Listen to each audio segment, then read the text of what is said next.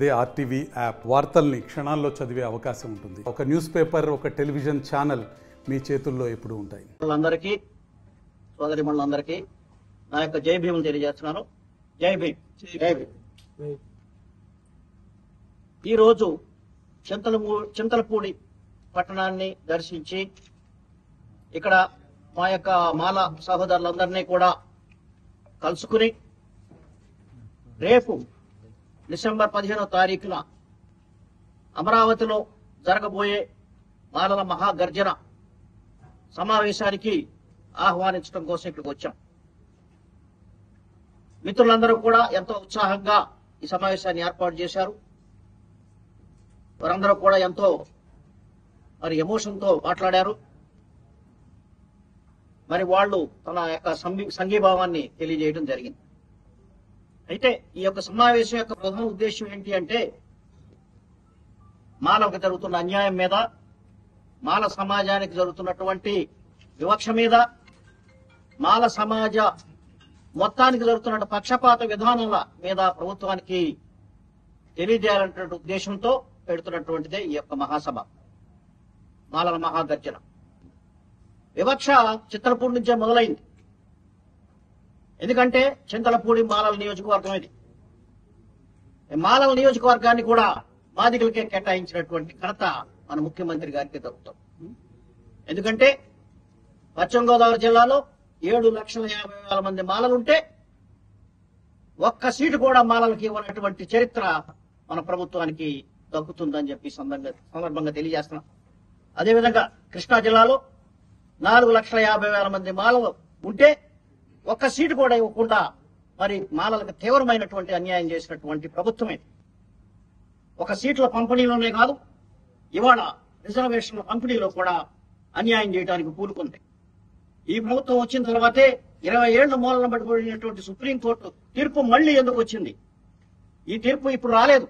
ఇది పంజాబ్ ప్రభుత్వం వేసినటువంటి కేసు మీద వచ్చినటువంటి తీర్పే గాని ఇది ఆంధ్రప్రదేశ్ ప్రభుత్వం వేసినటువంటి కేసు మీద వచ్చినటువంటి తీర్పు కాదు. కాబట్టి ఆ తీర్పు దీనికి అమలు అవ్వదు. ఆ తీర్పు రాష్ట్ర ప్రభుత్వానికి అమలు చేయాల్సినటువంటి అవసరం కూడా లేదు. ఎందుకంటే సుప్రీంకోర్టు ఏం చెప్తుందంటే ఒక గైడెన్స్ ఇచ్చింది, ఒక గైడ్ లైన్స్ ఇచ్చింది.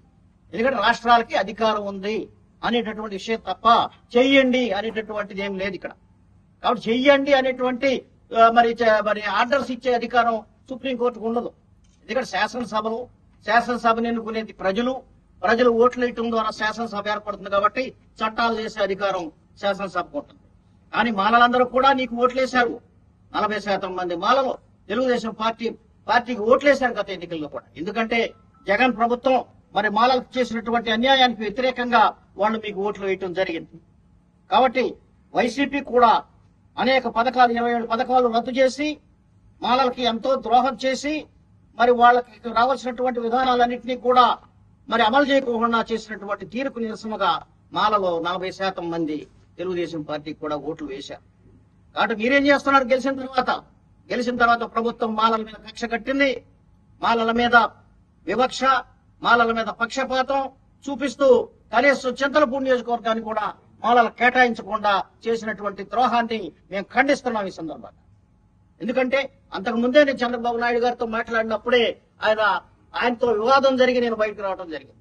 ఎందుకంటే చంద్రబాబు నాయుడు గారు ఎలక్షన్లకు ముందు, సంవత్సరం ముందు నుంచి, 2 సంవత్సరాల ముందు నుంచి కూడా ఏదో రకంగా గెలవాలి ఎన్నికల్లో అనేటువంటి ఉద్దేశంతో ఆయన ఒక విభజనవాదాన్ని మళ్ళీ తీసుకొచ్చి ఏదో రకంగా మిస్మరైజ్ చేసి దళితుల్లో చీలిక తీసుకొచ్చి దళితుల యొక్క విభేదాల మధ్యలో ఆయన రాజ్యాధికారం చేపట్టాలనేటువంటి దురుద్దేశంతో చేసినటువంటి ఈ యొక్క ప్రక్రియ, ఈ యొక్క వర్గీకరణ అనేటువంటి సందర్భంగా తెలియజేస్తున్నారు.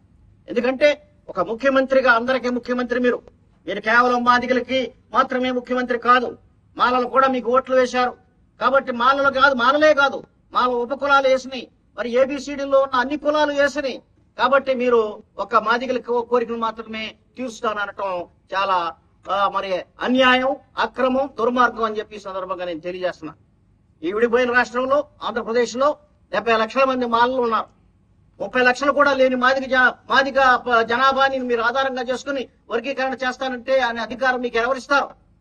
ఇవాళ రాజ్యాంగంలో షెడ్యూల్ అనేటువంటిది ఏర్పాటు చేసి షెడ్యూల్ క్యాస్టులు మరి దేశం మొత్తం మీద 1200 కులాలని ఏకం చేసి ఒక కులంగా మార్చినటువంటి ఘనత, మరి దానికి రిజర్వేషన్ సౌకర్యం తీసుకొచ్చినటువంటి ఉద్యమ నిర్మాత, రాజ్యాంగ నిర్మాత డాక్టర్ బిఆర్ అంబేద్కర్ గారి ద్వారా ఏర్పడినటువంటి రాజ్యాంగం ఇది. ఇలాంటి రాజ్యాంగాన్ని ఇచ్చినటువంటి మరి రాజ్యాంగ హక్కులు మరి వీటిని కాలరాయాలని చెప్పి చూస్తున్నటువంటి యొక్క ఆంధ్రప్రదేశ్ ప్రభుత్వాన్ని, ఈ ప్రయత్నాన్ని తిప్పికొట్టాలని చెప్పి మానవ సమాజం మొత్తానికి నేను ఈ సందర్భంగా పిలుపునిస్తున్నా. ఎందుకంటే ఇది చాలా అక్రమం, అన్యాయం.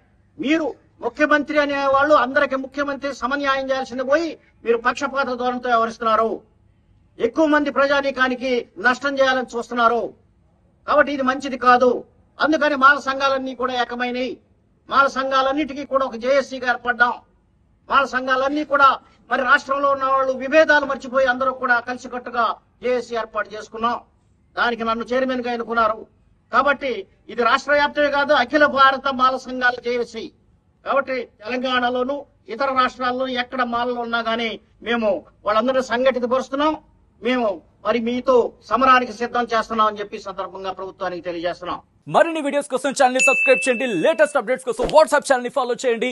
అండ్ లింక్ డిస్క్రిప్షన్ లో ఉంది.